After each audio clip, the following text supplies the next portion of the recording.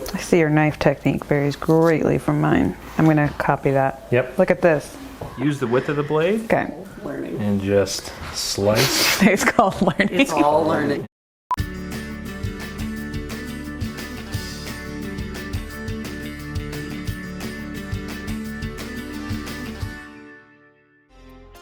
Matt is super hardcore, so he insisted that we butcher my deer in my brand new home that we just bought.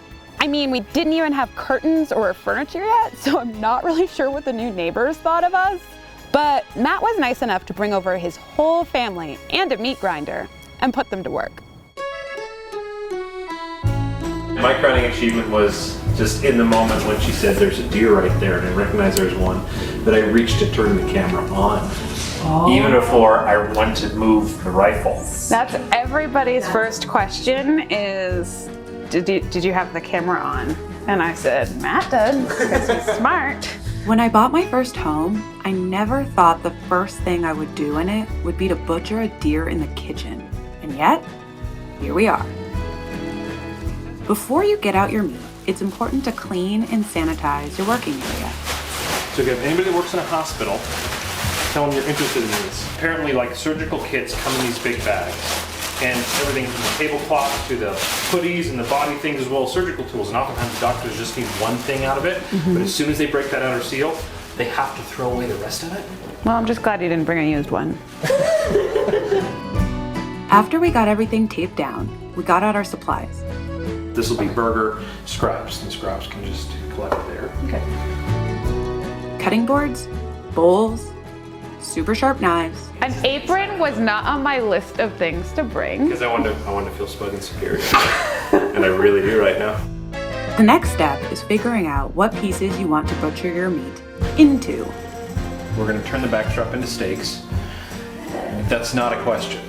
That's going to happen. Oh, I was gonna make that into ground meat. Thing that's going to happen. Oh, I don't make the backstrap into ground Do you end hot up? dogs? Do you want? Sausage? That's weird. Do you want to do stews? Do you want some roasts? Do you want some big chunks of just meat that you might want to decide what to do with down the road? How about, since I don't know what the options are, I tell you kinds of things that we usually eat. That's perfect. That's good. All right, so we eat steaks a lot. Okay. We eat burgers. We eat stir fry. I would say for your first year, do what you're going to eat the most. The other thing is, my guess is you're going to want to share it with a few people. Yes. The easiest thing to share is burger. Say, here's a pound of burger, and those people can turn it into a stew or a chili or something like Hamburgers that. Oh, they will be eating it in my house. Yeah. Okay, so you're not going to like gift somebody a pound. Not yet. I don't have enough to just hand out to everybody. See, I like how she's thinking. We didn't talk about this. I want to see your faces when you eat my deer. I'm not like a seasoned hunter. I'm just like, there you go. I'm like, I want to watch you eat it. I think eventually I'd give it So away. let's start with 2 front quarters. And let's begin with taking one out. The quarters had spent a week aging in my brand new, empty fridge. Basically, the natural enzymes break down the connective tissues in the muscles over time, which makes it more tender. You can tell it's been aging because a thick white skin begins to coat the outside of the meat. I'm gonna have to disinfect Is this. is that the one that you nicked? It is. So I'm gonna take this one. So this is the inside. I want that side down because that's the cleanest side. Okay. Nothing touched that. That's this side down. Oh. Smells very good now. So I encourage you to smell it, get the look of it. As you learn these things, it'll help you down the road to determine one thing versus another. Dark colored bowl, scraps. Okay. This is burger. You're gonna screw them up at one point, so I'm gonna be watching. Okay. Step number 1, what we have to do is take off this first, no, that's just it. This first layer, which involves just doing this. Just thinly removing the top layer, like so, to expose the oxidized underneath. Taking off the thick white layer that had formed took a while. For me, not for Matt. Good, now put a little tension on it. There you go, good. And just shave it off, beautiful. Perfect. Just like that. Perfect is a strong description word. I think it's fair. Yeah, it is. I took my time because I was terrified of ruining the meat somehow. But Matt and Kate reassured me that if I messed up any of the cuts, the meat would not be wasted. we'd just turn it into burger. Once we'd collected all the bits for burgers, the kids took over. You ready? Ready. It would never have occurred to me to let kids this young be in charge of industrial meat grinders, but they were amazing. Who will do the plunging? You do the plunging. You're the best at it. Owen and Emma could have easily been the ones teaching me how to butcher, process, and grind. Their pride and skill in processing their own food was impressive to watch. I am definitely recruiting these kids for my zombie apocalypse survival team.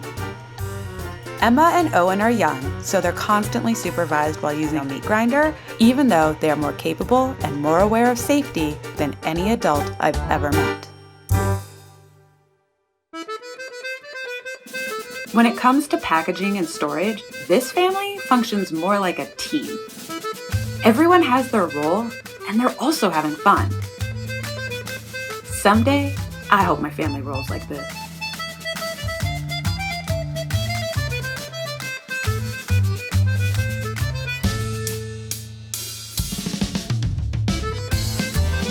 Look how much meat that is.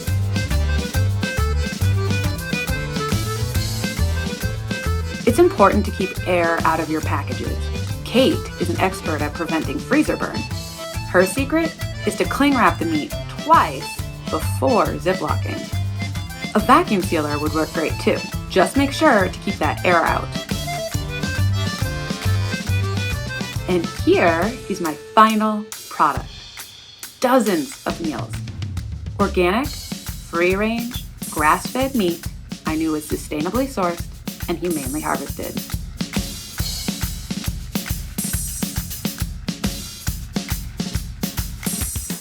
You can absolutely get your meat processed by a professional if you don't have a hardcore buddy like Matt and his family. But it was really cool, once again, to see how my meat was being broken down.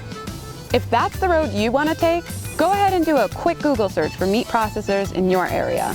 Go ahead and give them a call first and ask them what their intake process is like. They all accept meat in a slightly different way. I'm interested to hear if you process at home or if you get it done by a professional, and why. Let me know in the comments below.